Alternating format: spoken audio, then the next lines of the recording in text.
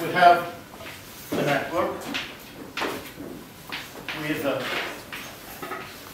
connections among the nodes. Well, let me have one more like this. Okay, so the idea is to use this connectivity information to gather some intelligence about the importance of the single nodes. And to measure the importance of the nodes, we build the adjacency matrix whose elements Eij are equal to 0 or to 1, depending whether a link exists from node I to node j. And the idea is that we assume that every node has an importance information which we call prestige of node I, and every node is able to take his own prestige and to convey it to its neighbors.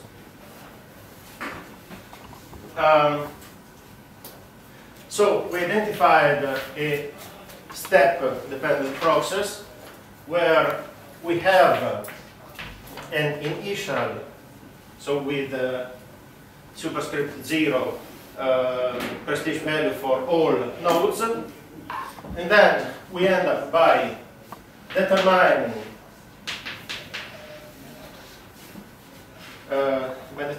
the prestige for node I at time t plus 1 by considering all nodes j and assuming that every node j gives his own prestige to node I.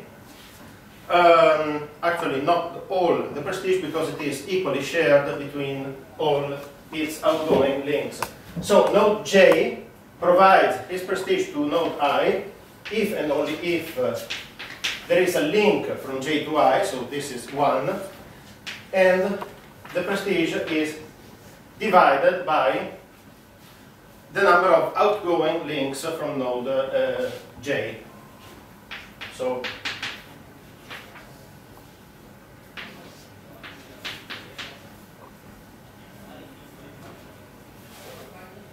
okay, we call this the out degree of node j, number of outgoing links.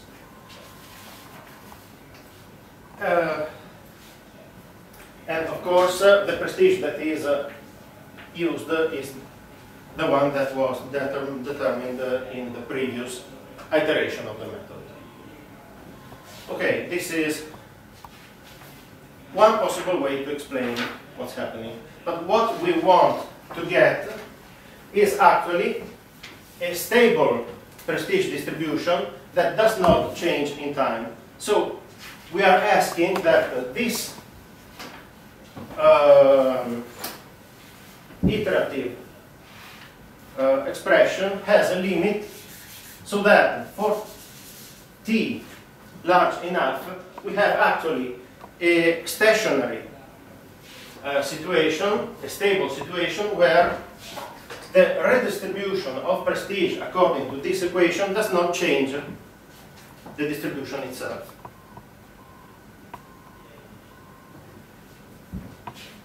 We can see this as a set of linear equations. Okay, everything is linear here. These are the unknowns that we want to determine.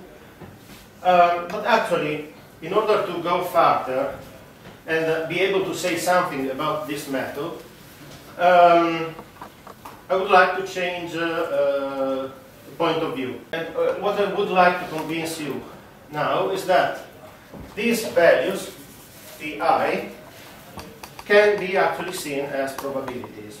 Okay, suppose that a user is browsing the web.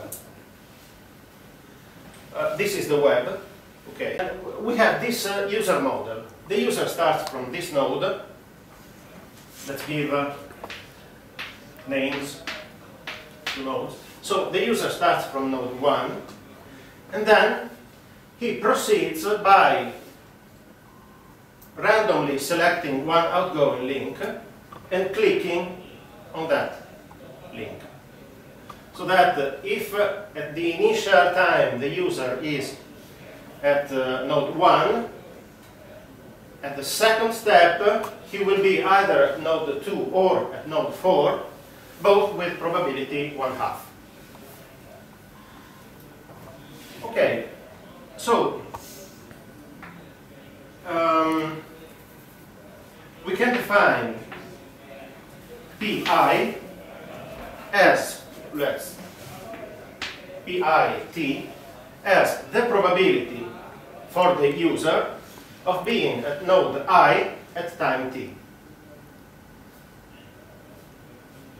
This means, for example, that with the assumption that I said that initially the user is at node 1, then at the initial time, let's call it t equal to 0, the user will be certainly at node 1, and with probability 0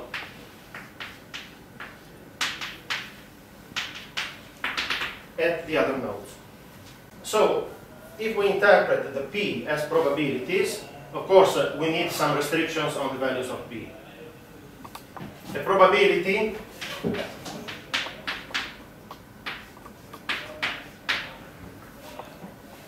needs to be for sure less than or equal to 1, okay, between 0 and 1. Otherwise it has no meaning in probability. And the second restriction on the values of P is that their sum has to be 1. Because of course the user has to be at 1 and precisely 1 node at every time. So the sum of all Pi's at time t must be equal to 1. Note that this second constraint automatically implies that all Pi's are less than or equal to 1, given that they are positive. So we usually write the conditions like this. Okay. These two conditions imply that every Pi is smaller than 1, is no larger than 1. And of course we also can define the vector of probabilities at time t as the vector of P1 times t up to Pn at time t. Okay, in this particular case, of course, n is 5. If we have this probability distribution, how do we manage to have the next probability distribution? So, if we know that the user is with some probability at node 1 and so on, how do we deduce the probabilities at the next time step? Suppose the user is at node j at time t. What is the probability of the user being at node I in the next step? Okay, first, the probability is 0 if there is no direct link between j and I. If there is a link between j and I, it depends on how many outgoing links, because remember, the user has an equal probability of choosing one of the outgoing links. So, if we know that user is at node j, then the probability of being at node I is precisely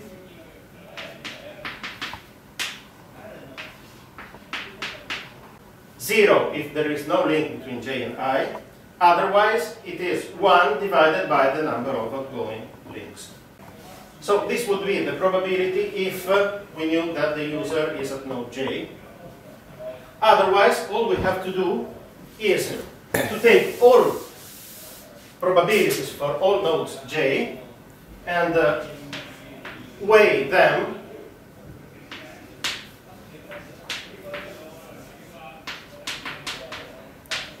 for all nodes j.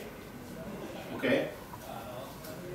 So the probability for the user of being at node I is for each node the probability of being previously at node j multiplied by the probability of transitioning from node j to node I.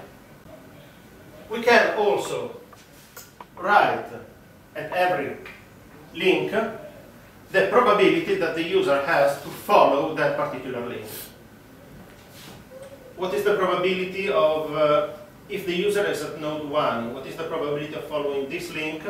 It's 1/2, because there are two possible links to follow. So we can write 1/2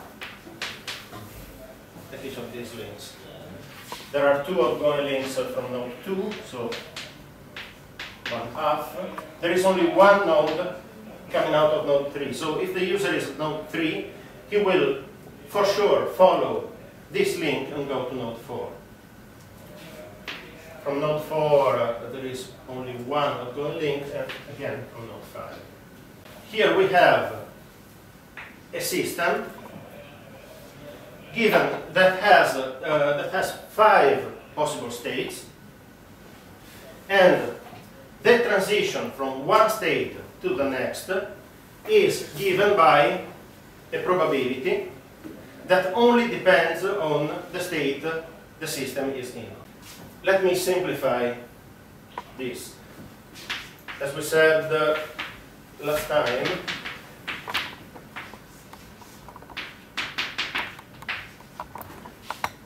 I can give a name to this. For example, I can call it Aij, so that this becomes Aij Pj and T. And Aij is the transition probability from state, sorry, this is a J, from state J to state I. Let's do a couple of steps of this dynamic system. We're saying that at time 0, the probability distribution of the user's position is 1, 0, 0, 0, 0. Okay, the user is with probability 1 at node 1. How does probability propagate at time 1? We can use this equation, of course, or we can simply look at this graph and build the new distribution vector based on the previous one. So, for example, we know that the probability at node 1 is divided into 2 and goes to node 2 and to node 4. So, this one becomes 1/2 at node 2 and another 1/2 at node 4. All other probabilities were 0, so independently on how they propagate, they remain 0, and at time 1 we have this probability distribution. In fact, we know that after one step the user for sure is not at node 1, because he was in the previous step and he was forced away by one of the links. Now, let's see what happens at the next time step. The 1/2 probability of node 2 is equally divided between node 3, so this 1/2 becomes a 1/4 at node 3 and a 1/4 at node 4. Then we have a 1/2 probability at node 4 that propagates without being split to node 5. And the other probabilities, so the probabilities at node 1 and 2 are 0. So this is the probability distribution at time 2. you see that with this process, we get probabilities to be spread among all nodes. In fact, usually, if you let enough time pass, given some conditions of the network, you would expect the user to be able to be at any page. Let's see another pair of steps.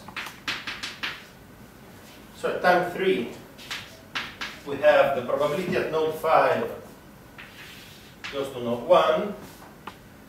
The probability at node 3 goes to node 4. The probability at node 4 goes to node 5. And nothing else.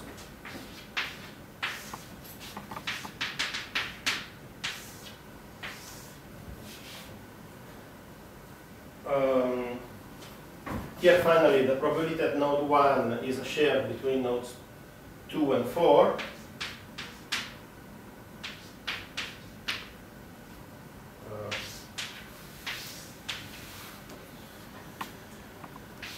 Goes to 5, and 5 goes to 1.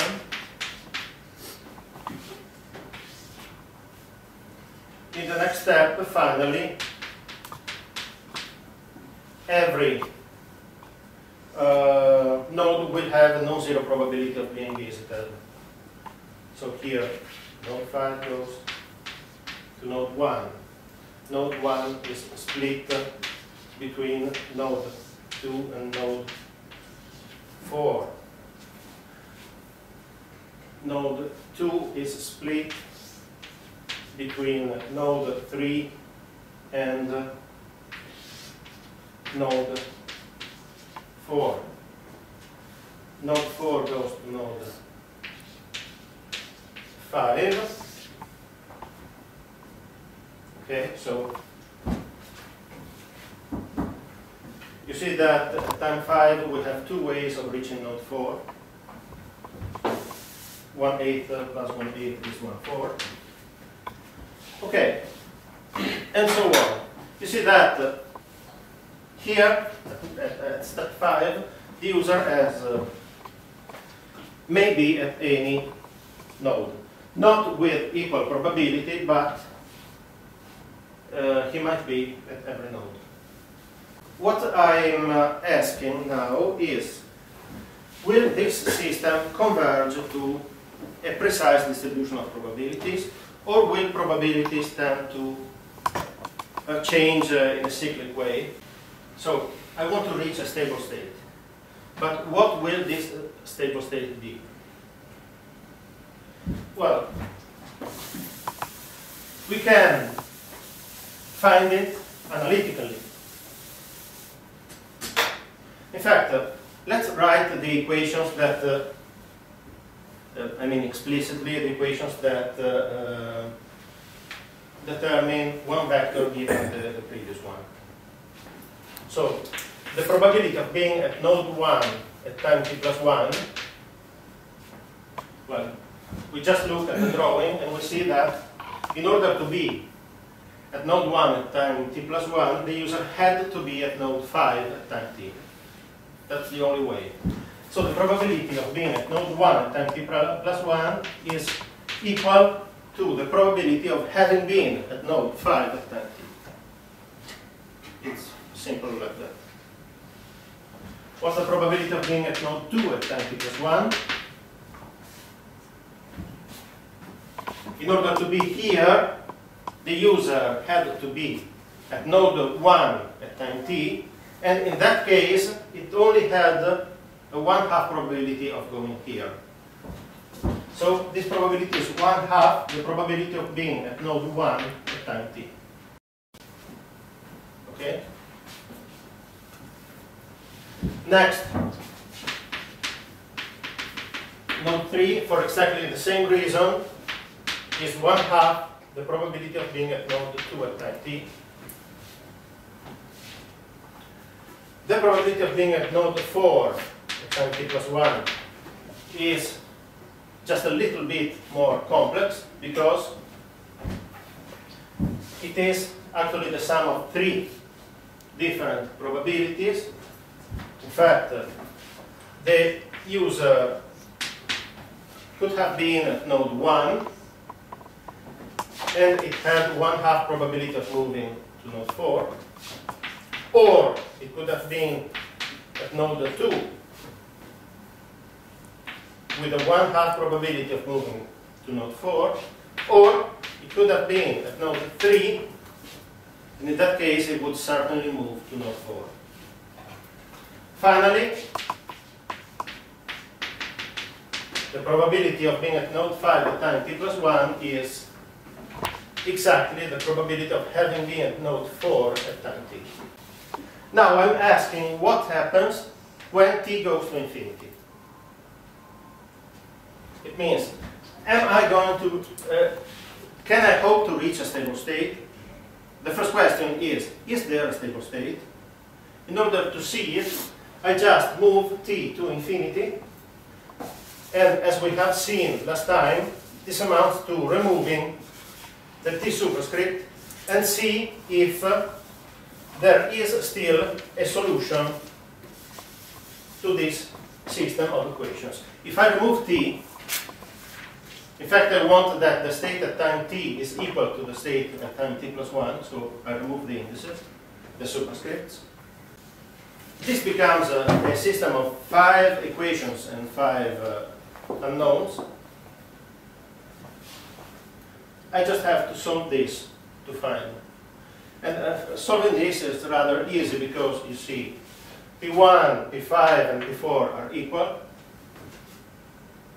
So I can write, let me put it here. So P1, P4, and P5 are equal because these two equations. So we don't need to use them anymore. And every time I find P4 or P5, I can replace P1. So here I can replace P1 and nowhere else. Next, okay, P2 is 1/2 P1. Or, you see, I like full numbers. So P1 is twice P2.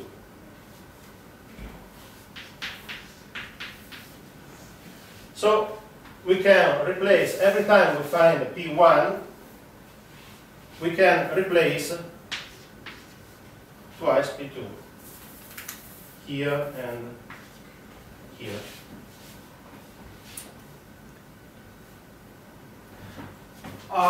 Next, well, let's do the same here. P2 is twice P3. So P1 is 4 times P3. What I really need is the condition that these are probabilities. So their sum P1 plus P2 plus P3 plus P4 plus P5 equals 1, and they are all positive. Okay, I have to add them, these two conditions, to the system. So actually, the condition I found here is enough. I just need to find, so let's just replace P3 to all other values here. So instead of P1, we can write 4P3. Instead of P2, we can write 2P3. Instead of P3, okay, we write P3. P4 is another 4P3, and P5 is another 4P3. And all of this is equal to 1.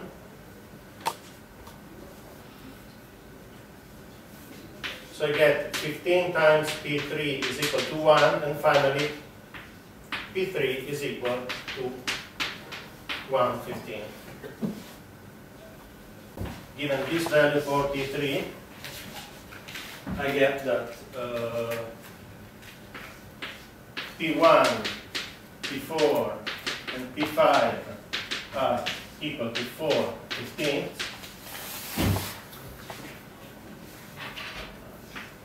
P2 is equal to 2/15, and P3 is equal to 1/15. For, of course, in as a vector,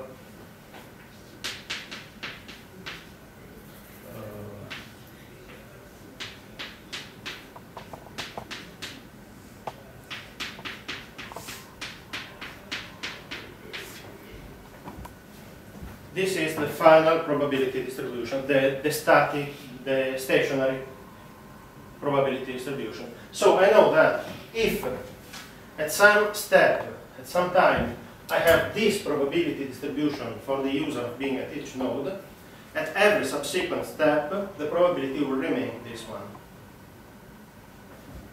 Which is what I want, because this gives me a measure of importance of all nodes. In fact, if you look at the graph, okay, you immediately get the idea that node 4 is particularly important, because many other nodes point to it. So it's reasonable for node 4 to be important. But now we have a chain of 1 transitions that spread exactly the same importance to nodes 5 and 1. So it's reasonable that the system gives to nodes 5 and 1 exactly the same importance as node 4.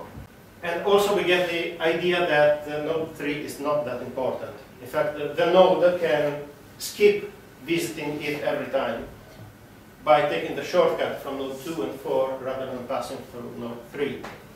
Okay, so node 3 is not that important. Can we hope that by repeating these iterations, we end up to this particular distribution? Actually, we already have a hint here of the importance of the nodes. You see that nodes 1, 4, and 5 are more important at this point than nodes 2 and 3. Of course, these are not the final values. So I expect that if we go further, we'll see other modifications to this. In particular, we'll end up seeing that, you see, these 3 nodes, 1, 4, and 5, are twice as important as nodes 2 and 3.